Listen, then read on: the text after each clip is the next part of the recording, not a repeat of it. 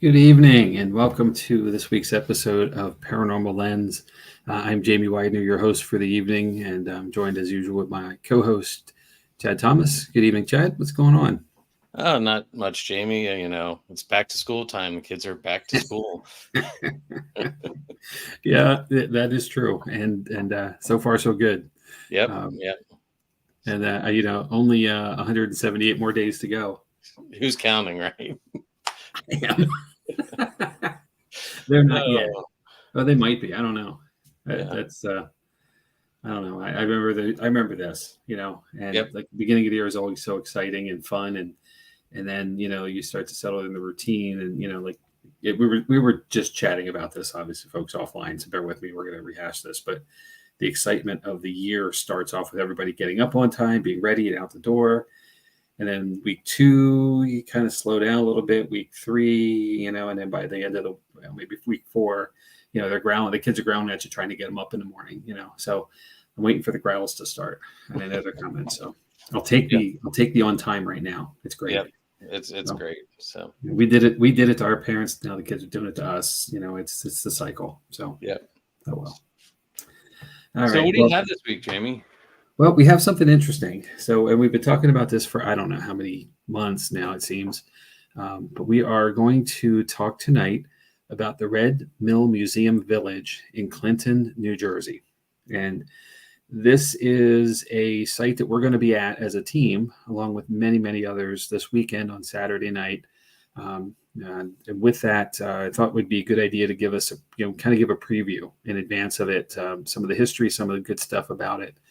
And, we're hopeful we'll do justice to the 213, I believe, years worth of history. It's going to be a short snippet of it, not a lot of detail, but there's a lot of cool stuff and some fun happening there. So, and of course, we're going to talk about we'll plug our event a bit more. There's still a very few amount of tickets left. So if this piques the interest of someone watching, hopefully we'll get you there on Saturday evening and get immersed in all the good stuff that's happening. So hey, Jamie, no pressure, but Ed, I know I see this, right? Oh gosh. Hey, Ed, nice to see you. Ed, it's great to have you. Thank you. Be kind to me on this, please. Kyle Morgan, thanks for joining us tonight. So the gist of this is the mill it's called the Red Mill, but it wasn't always the Red Mill, right? So it was originally built in 1810. And it was built by a gentleman named Ralph Hunt. And Ralph was part of a family that owned several mills in the central-ish southern Jersey area and I believe also eastern PA in the region. So the area was actually originally known as Hunt's Mills and now is Clinton. And I'll get to why that happened or how that happened in a moment. But here is the mill itself. And it looks very much like it did from back in the day. The building is 4 stories. It's got a water wheel on it. That is the drive of the mill itself. It sits right along the Raritan River. So that is a steady flow of water happening there. There is a dam that is built. You can see that here on the right-hand side of the image. That goes all the way across the river. And Clinton itself is off to the right. It's a really cute kind of Main Street Americana town that has some really deep roots going back to why the mill is there. And in a lot of part of the property the mill is on is actually a quarry as well. We're back behind the mill. What you see now, the direction, if you go behind that way, back into the trees, there's back a little bit, there's a quarry where a lot of the limestone used to build a lot of the buildings, the foundations came from. So that's quite an interesting thing as well. So the mill opened in 1810, as I said. It closed officially for operations in 1928. So that is 118 years worth of history. and a lot of stuff has happened there in between. So we'll get through some of the owners and the stuff that was going on in the mill in a second. But what's really important right now is to say that it is currently a preserved historical property operating as a nonprofit museum. So the event that we're having there Saturday night, and there have been others like this in the past, there'll be more coming, probably next year now that we're getting into the fall and the weather's changing. But all of the events that happen there are helping to support the upkeep and the displays of museum works and everything that is a part of this cool property. So, even if you don't get to go with us Saturday night, you can still come and see the place as a guest of the museum and take a tour and so forth. And I'll get to some of that toward the end of the episode as well. So, but it is a functional place where you can actually go in and see a lot of exhibits and a lot of cool stuff through history. So speaking of history, let's get there. So first of all, again, 1810, Ralph Hunt opens the mill, and it is used for cotton production. And we're talking 1800s, early 1800s. So you can imagine there is not electricity yet. The water wheel is the motion of this, the operations there. So the river level is important, and keeping that moving. That the water flow is really what's driving the operations of the mill. Cotton is a big production point, coming into making clothing and garments and things like that. Wool, of course, comes from that. The challenge that I think Mr. Hunt found was that he had a lot of competition from outside of the U.S. Actually, in Europe, there were the production facilities there were more in tune to mass production. Imports were coming in rapidly. Everything's hitting the East Coast, so the market's getting flooded. And unfortunately, by 1820, the business has failed. And that is what he cites as one of the key issues is the influx of competitor products that were less expensive than what he was able to make. And, that's kind of one of those big economic things, from what we even deal with now, the import of lower cost goods from other countries because of the cost of labor and other resources versus domestically made products is still a concern for us, where we are 200 and some odd years later. So, but in 1920, Mr. Hunt lost the mill and the 400 acres that it sat on to foreclosure. The property sits idle for a little bit. And in 1928, two gentlemen come in, and here's the beginning of a lot of Johns. So John Bray and John B. Taylor take over the mill property. They kept the cotton production going, but they also diversified a little bit. And they started grinding feed, flour, and plaster, which is a synonym for plaster material. And they opened a dry goods store. So you have a little bit of everything happening now. You're starting to see a little bit more activity on the property. Mr. Taylor was part of an affluent local family and with connections, and he made in turn the change of the name from Hunt's Mills to Clinton, which is named after a very popular New Jersey governor at the time, DeWitt Clinton. So a little bit of politics happening here too, and the name stuck. It is still Clinton to this very day. So here's another tale of the economy perhaps having an impact, and a little bit maybe of the location being a bit more rural than some of the more metropolis type places. But by 18, I keep wanting to say 19 because 18 seems so long ago. 1834, their business failed, and the property was sold for about a third of the purchase price by a gentleman named John W. Snyder. So the third John to own the property. He refitted it exclusively as a grist mill, and grist mill is a processing of grains and so forth into feed and things like that. But also his business failed. So by the time 1842 rolled around, he had sold the business. By that point, there's a lot of owners in quick succession. Maybe some things just didn't work out. A lot of great records there. But also in 1842, Easton Bank split the property. I mentioned 400 acres a moment ago. With a quarry in the far background of this image. They split the property as the mill and the quarry. And I believe at that point, the quarry became known as Mulligan's Quarry. We'll get to more of that in a little bit too, because of the connection. So by 1847, the mill was sold to another John F. Steger, and another John A. Young. They produced grist and flour.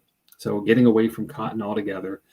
All the while through this, we're still dealing with the mill production now, again, active and engaged. So by 1868, John Young sold his portion to the partner John Steiger, and by 1871, John Steiger sold the mill to an unknown buyer. There was a window of about 2 years, 1871, 1873, where a couple changing of hands again, some quick succession ownership. And then in 1873, a gentleman named Philip Gulick, and the first person not named John in a while, owned the place. And he buys the mill, and under Gulick, the mill was grist and flour on the third and fourth floor. They made peach baskets on the ground floor. And in 1892, he set up the Clinton Illuminating and Water Company on the second level. And this is interesting because here comes progress. The illuminating part of it is lighting, of course. And with that, they provide electricity for the street lights that were installed in Clinton, right off the mill, which again is right across the river, the Raritan from the mill. Mr. Gulick has passed on, though, unfortunately, by 1901. So here we are now in the new century. And his widow rents the mill to two brothers named Elmer and Chester Thompson. By 1905, the Thompson brothers have been so successful that they're able to buy the mill from Mrs. Gulick. And once that happened, the production changed to milling graphite. So something totally uniquely different than the wool and cotton production and any of the foodstuff type production. The problem with graphite is it is a very chalky and dark material, and it left a cloud of dust that settled over across the river into Clinton. And the mill became known as the Black Mill because of what it was producing out of it. That was not very popular with the townsfolk, of course, because it's a mess to clean up and some things going on there. So the residents addressed this issue with the Thompson brothers, and they opted to move production to talc. And in that is a totally different material. It's still a chalky substance, but it's white. So instead of being the black mill, and now it became known as the white mill. And this kind of has that feel maybe of Game of Thrones, perhaps, or something. I don't know. It's kind of ominous. I thought it was really funny, though. Maybe the bad guy being the black hat and the good guy being the white hat. I don't know. But the white mill was its nickname or moniker for a little while there. This is also an interesting point because production went to 24/7 every day, and they were working in 3 shifts. And this is also a kind of an uptake of property because they were now adding buildings onto the property for storage and needs based around the production of that 24/7 schedule. They were busy, they were hopping. So, and then finally, though, in 1928, Chester Thompson sold the mill to the Clinton Water Supply, and then the mill ceased productions at that point. So 118 years after being built, and a lot of use in between, there was quite a lot going on. So, Chad, if we'll move through some of these slides, there are some cool things. First of all, the map is the next page. So this is the actual property. And, it's quite a lot going on here. The mill is in the bottom right-hand corner. As you'll see, there's a lane going back, and then a lot of the other properties that are part of the museum village itself. So this is not just a one building thing. And there's quite a lot to do here. It's almost like an exploration when you go, and which is really cool because all of these things are point in times, different eras, different buildings, different needs, different resources that were used in them. It's quite an interesting property because it sprawls quite a lot. And that's kind of one of the cool things about us coming in this weekend is that we're going to be able to have access to some of these different buildings other than just the mill itself. And then if you go to the next slide, we'll start to see some of the things that are part of the mill building. There's some exhibits here. A lot of this stuff is period appropriate or period genuine to the property. Next slide, please. A lot of the workspaces and a lot of the equipment and machinery that were original to the property are still here. Next slide, please. And of course, you can't get into some of it or much of it, that way because there are dangers still, even all through all these years. But also things are very delicate. So you'll see there's some areas that are cordoned off and intentionally. So please, if you do get there, don't hop the rail, even if it is chasing a ghost. Next slide, please. And there's some big wide open spaces as well. It's amazing how big this building really is. Next slide. Again, more intricate equipment. Next one. This is a workshop space, and it's kind of indicative of the time. There's a lot of hand tools here. There's not a lot of actual machinery that we would see in a modernized facility. Things were done by hand and created by hand, like the equipment and tools. Actually, this is a blacksmith shop too. You can see the anvil in the back, but that was an integral part of this because this is where tools were actually made. So there was a blacksmith working on site to meet the needs and create the things that we needed to keep things running. Next slide, please. And this is where the magic happens. The really important thing about this wheel is that it was the heart and driver of the mill itself. If this wheel stopped, if the water level declined, or if there was any mechanical errors or issues with this wheel and the wheel wasn't spinning, the mechanicals of the rest of the facility stopped dead. So one of the really interesting things that I found in doing research for the property is, through the years of decline from 1928 on, the property sat idle for quite a long time. And those who know me know that I'm a nonprofit person at heart. So this property, I love what's happened to it. But what really fascinated me, in 1960, there was a restoration process or project that was begun. And it was under the leadership of a group of gentlemen that became known as the Clinton Five. If you go to the next slide. These gentlemen, who are Monroe DeWitt, president of Shive Wright and Exton, which is a real estate and insurance firm, Cyrus Fox, owner of Cyrus R. Fox Lumberyard, Ralph Howard, owner of Clinton House, which is a local restaurant. He's a restaurateur. A gentleman named Robert Lechner, who was an educator and a camp director. And lastly, James Marsh, who was a local artist and musician, came together and pulled their resources and started connecting the community to restore the property to what you see it to be today. And the wheel, again, the driver of the whole heart of the place, was one of the very first things that were restored in order to get things operating again and getting the mill up to the level that you see it at today as a museum. So in 1963, 3 years later, the Clinton Historical Museum opens. In 1964, James Marsh buys the Mulligan Quarry and donates it to the museum, which is, again, the extension in the back end of the property. In 1965, the museum has its official dedication. 1966, the property became the Hunterdon Historical Museum, as it is in Hunterdon County, and I'm probably saying that a little bit wrong, New Jersey, but bear with me. And then lastly, and most recently in 2002, the property becomes the Red Mill Museum Village as we know it today. And what is fascinating to me too is that this whole process began with about 60 years ago. And the anniversary is 60 years this year for the museum village. So kudos to all who kept it running through all this time. Thank you for saving this beautiful property and letting us come and investigate and explore it as paranormal folks, but also just community members at large who can come. Now, talking about paranormal, right? Because that's what we are. We're Paranormal Lens. Exactly. So things have happened here, right? Through the course of 210 years, there have been some issues and people have passed on the property, and probably a lot more than we know about, because in 1810, all the way up through probably the early 1900s, there wasn't a lot of documentation. We found this in every place we've ever been that's older, right? So the issues would be that there was, tight spaces, mechanical issues, where things would break. People would be trying to get into tight spots. Things would start up again all of a sudden. They'd be trapped. A lot of folks got maimed. Hands, feet, things like that, arms. But also some folks would have gotten caught in that machinery and likely hurt significantly. So the things that we do know: on the upper floor, there was a worker who fell into a hopper and head first, and he unfortunately suffocated till he could get removed or saved from being in there. So there is a known death there. The next was in an outbuilding. A young boy was cleaning a weapon, and the weapon discharged, unfortunately, on him, at him, and it killed him. So self-inflicted gunshot wound. And lastly, a family member of an employee had a heart attack in one of the tenant housing buildings. So those are known. Now, that doesn't seem like a whole lot, right? Because again, there's other stuff that have happened through the years.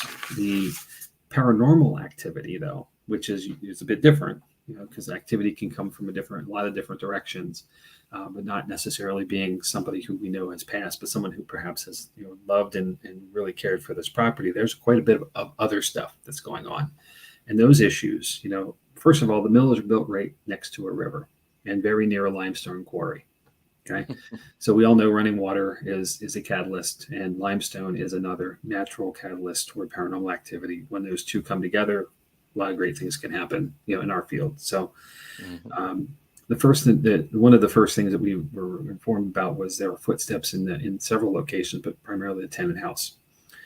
Objects get moved, and with no person or anyone near the object as it's been moved. There has been a report of a man in the third floor building when the window when the building's been empty. There is tale of a photograph of this. I've searched for it. I cannot find it. Hopefully that is something that we may be able to see once we're there on site, that it's there somewhere. But I think that's fascinating. That happens a lot. In a lot of old buildings where, someone's passing by just casually snapping pictures because it's a cool place, and all of a sudden they review it and there's something that isn't supposed to be there. So that's pretty cool. There was a man seen wearing a black hat or dark hat and period clothing. And it is important to note that the mill does not use reenactors in any of their presentations or displays. So this person would not belong there at that time.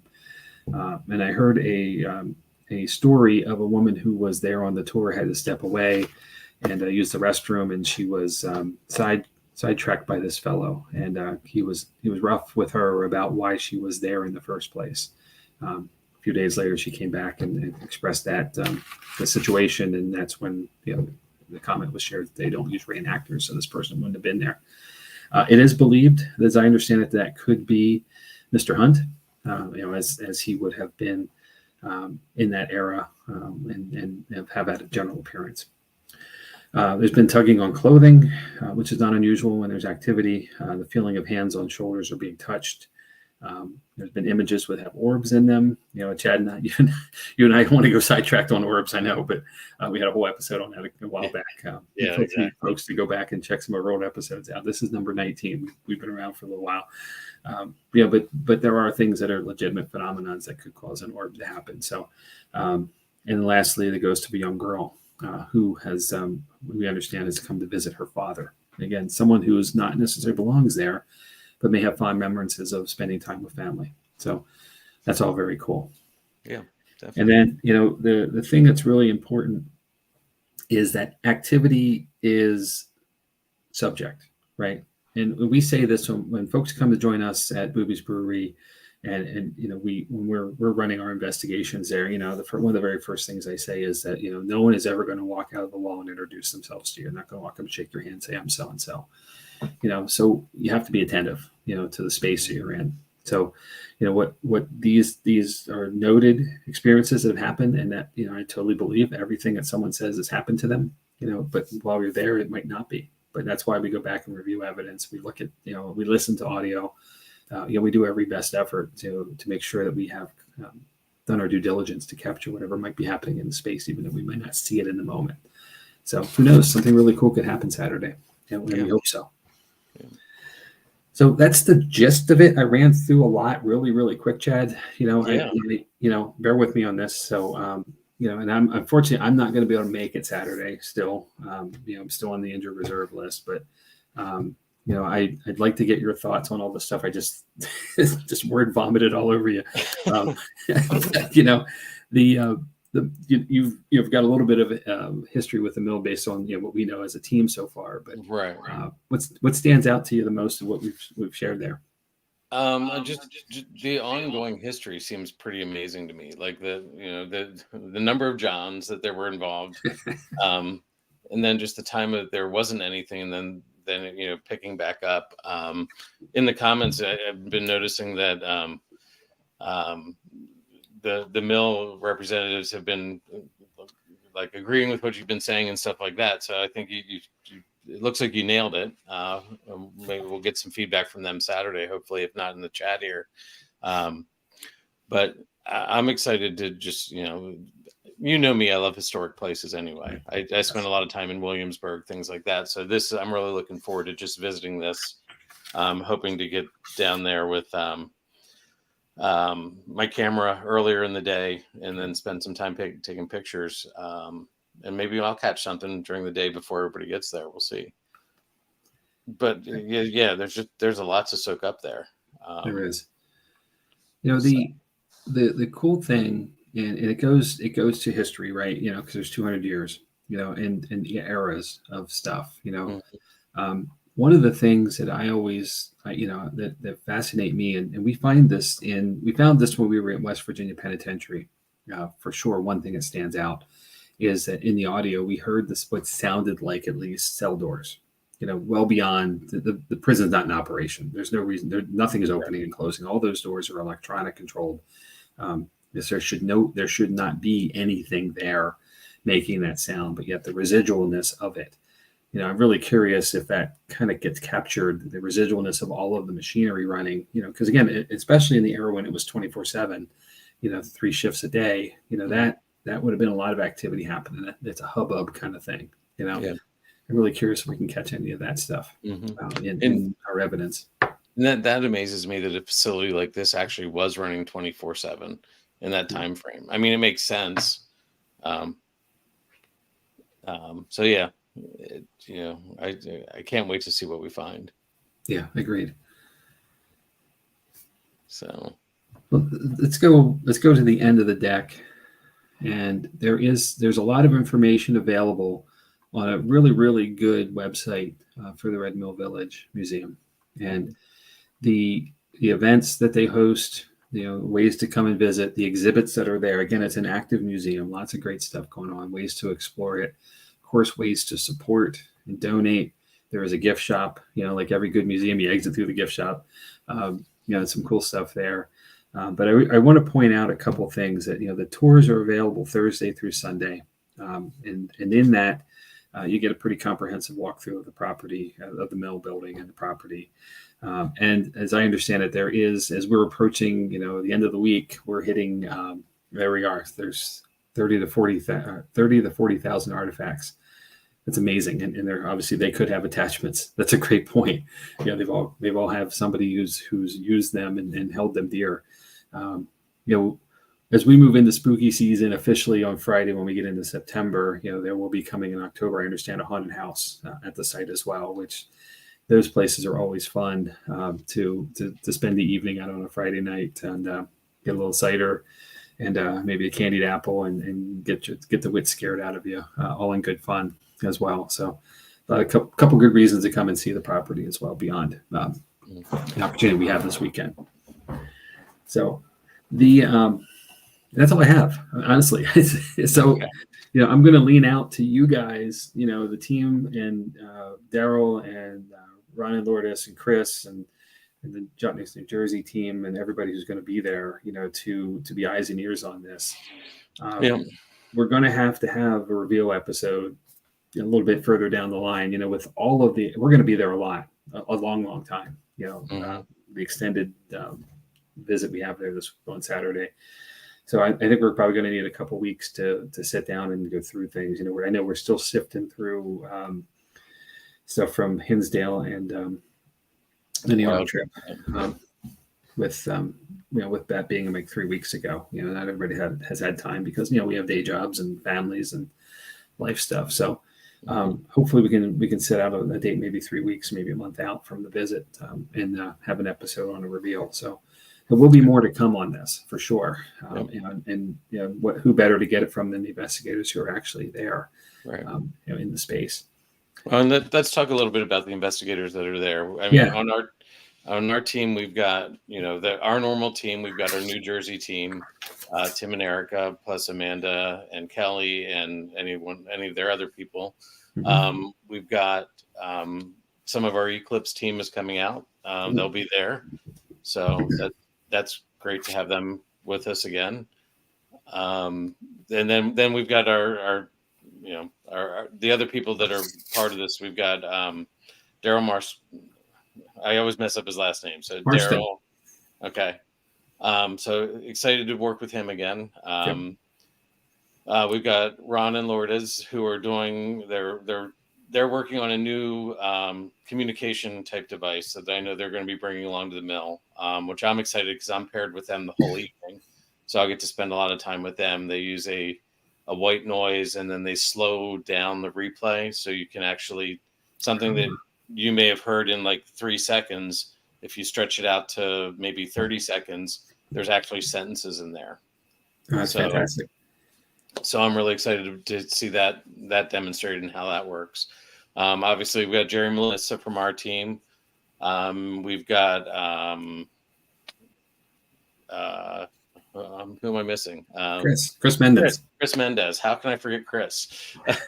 Speaking of equipment, he'll have his backwards box that he shared with us last week. Yep, he'll definitely have that, and I'm sure he'll be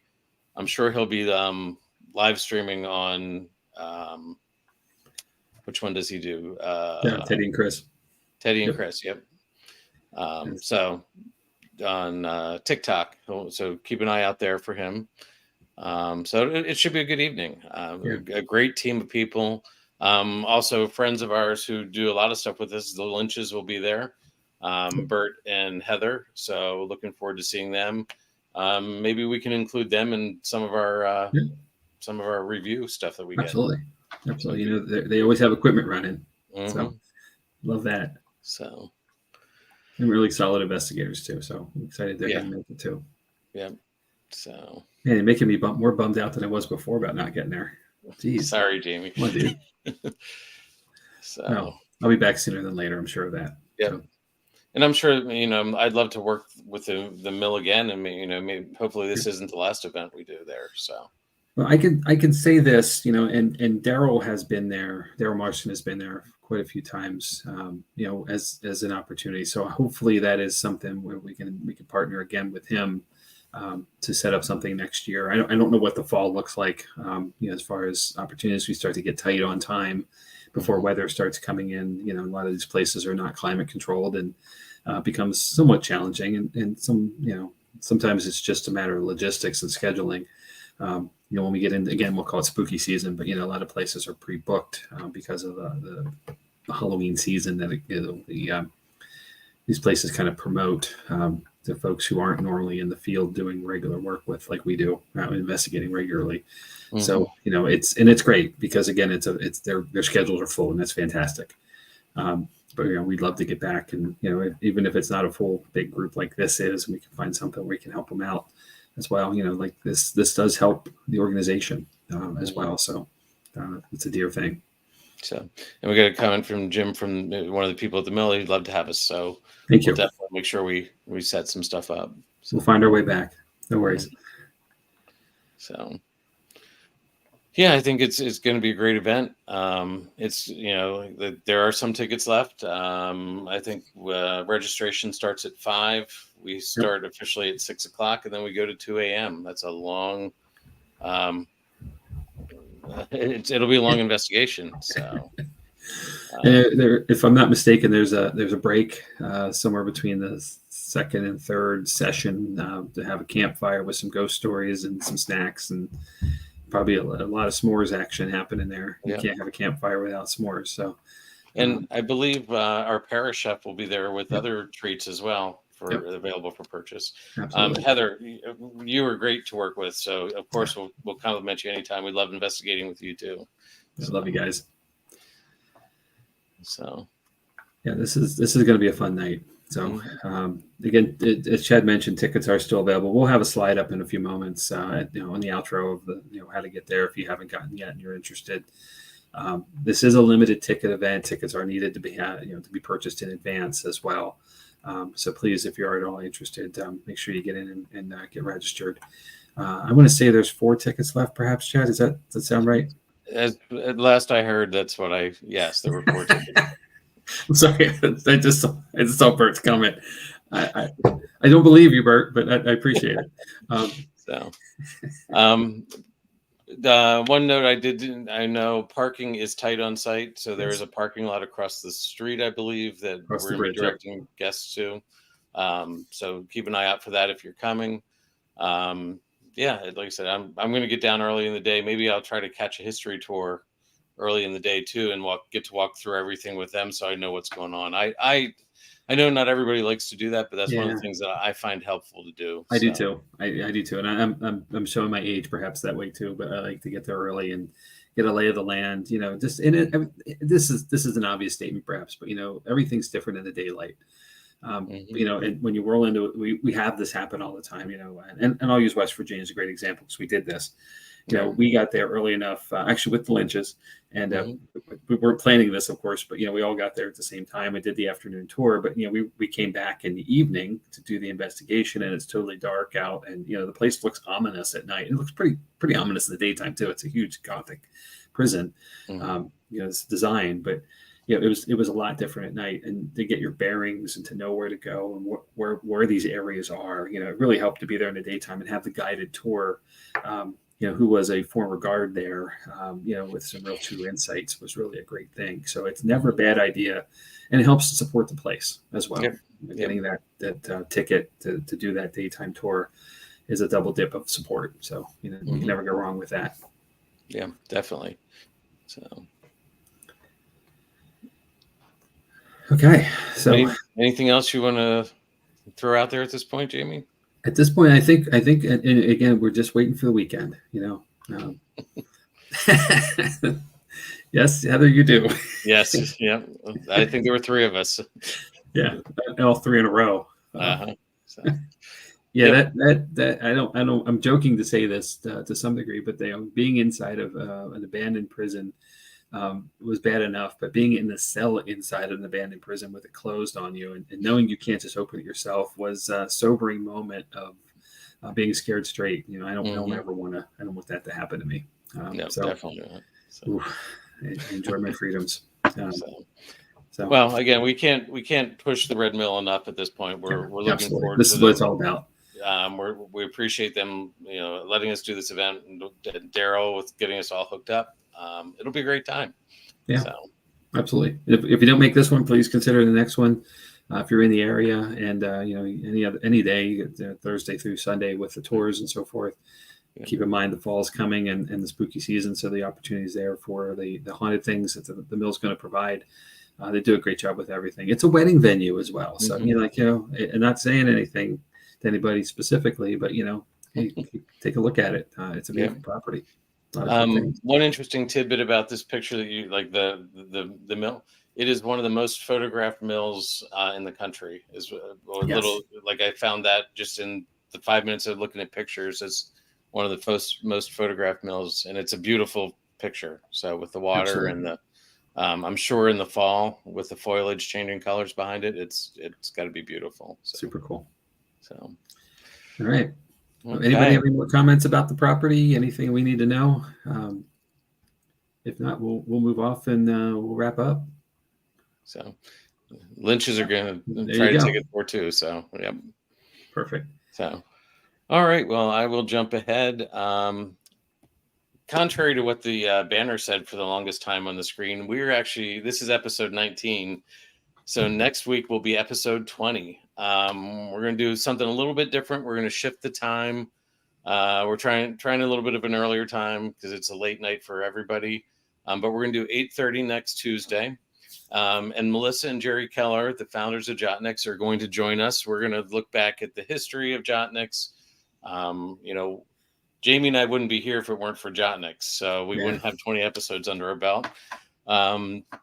So we're going to talk to them about the history, some of the stuff that they've done, some of their places that they like, where Jerry comes up with the ideas for his equipment, where he, where he's investigating getting equipment stuff, some little different details, things like that we haven't talked to people about.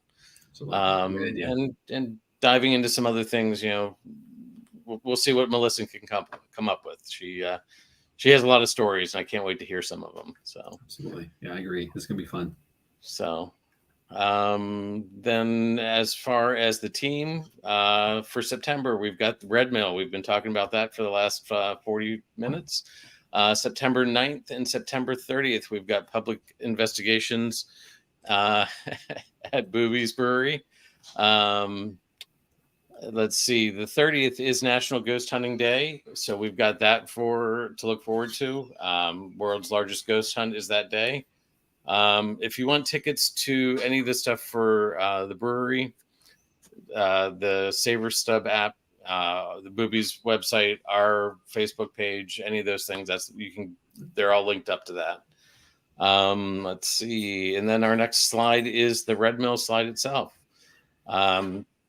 Look at that team down there. That's exciting group of people. I love that picture. Hopefully I can get some good night shots. My dog's in the background howling. What was that?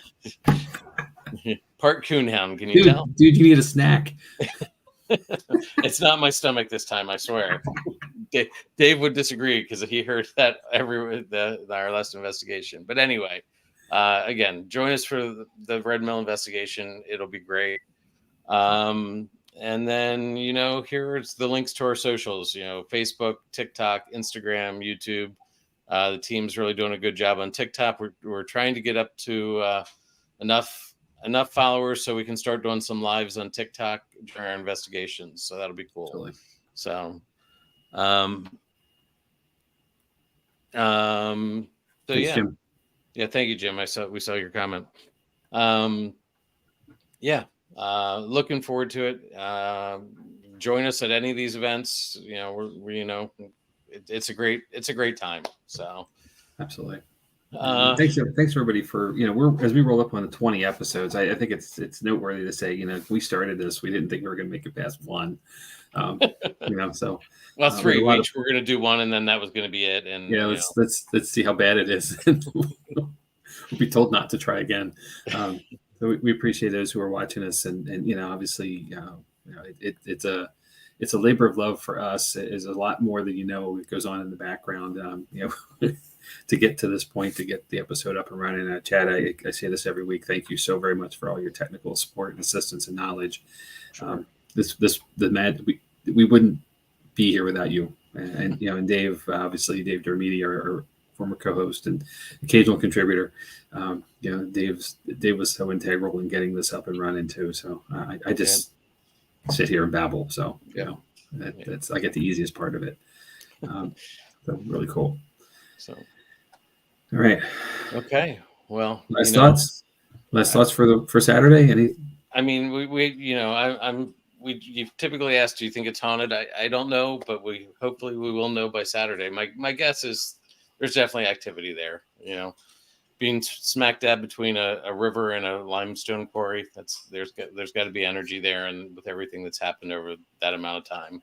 Yeah, I do want to drop something else here quick, and I apologize. I should have said this earlier when I was alluding to it. When you look at the 1810 to 1928, 28, the 118 years or so of operations, a lot of that time was done without OSHA standards, and most of that time was done without the equipment that we would find today to help us, fix things. So the over under here for activity is probably over by a lot.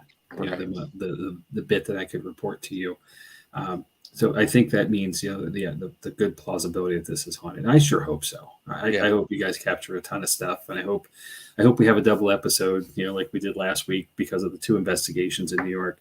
To a worth of stuff to come back with and really just have a great weekend.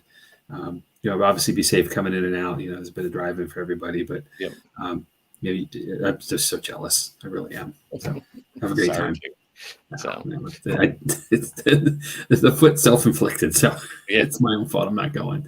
But I hope you guys have a great time, and obviously the team and all the folks coming in are great too. So it's such a wonderful time. So all right. Well, I'm sure you'll hear next week how things went on next week's episode. So perfect. Looking forward to it. Like you said, 20s next week with Jerry and Melissa. So man, we're getting old. 20. So all right, Jamie. Thanks everybody. Thank you, and we'll see you next week. All right, take care. Yep.